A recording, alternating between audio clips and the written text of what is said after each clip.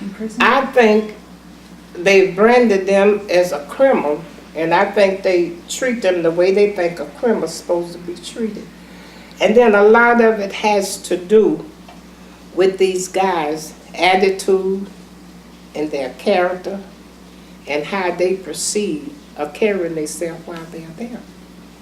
See, because, you know, some of them may act up and they may put them in lockdown, or they may write them up and they have to go before the people, and whatever they do to them, that's what they got to abide by.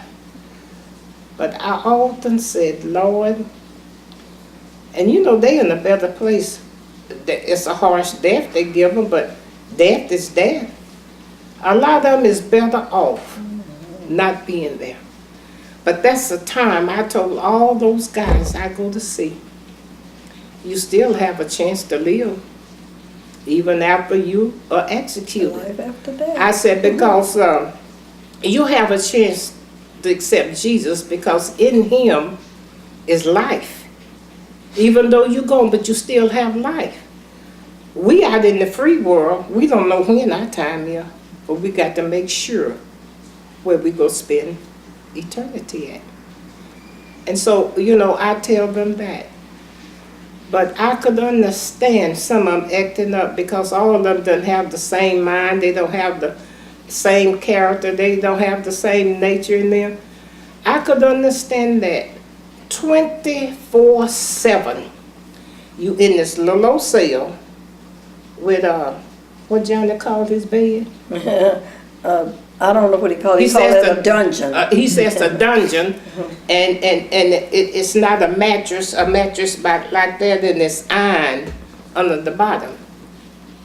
They get 2 hours a day rest. That's when they go to exercise, and they let them go, not all at once, a certain amount that they would take the rest at a certain time.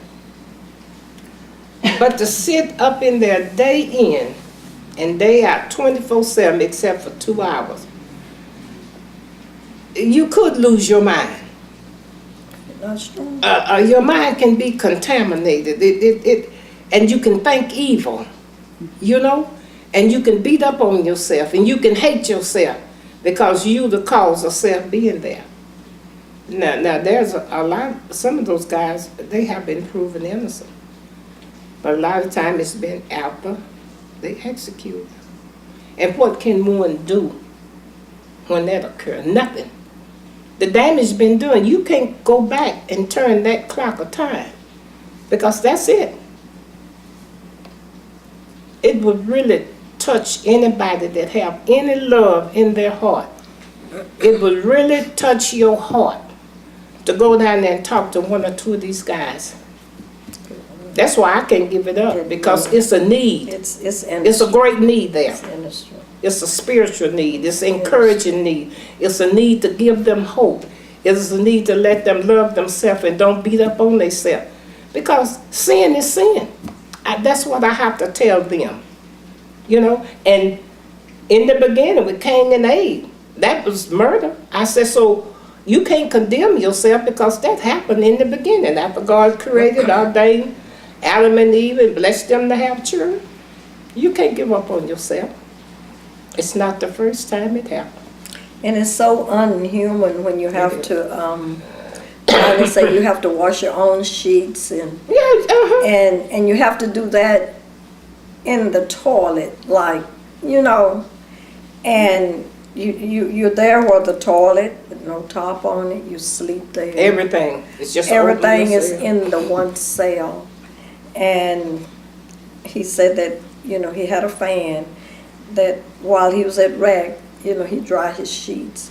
And sometimes he said that, you know, somebody mess up and they turn the air off, and you just have to sweat. You be so hot. And then in the wintertime, you be so cold.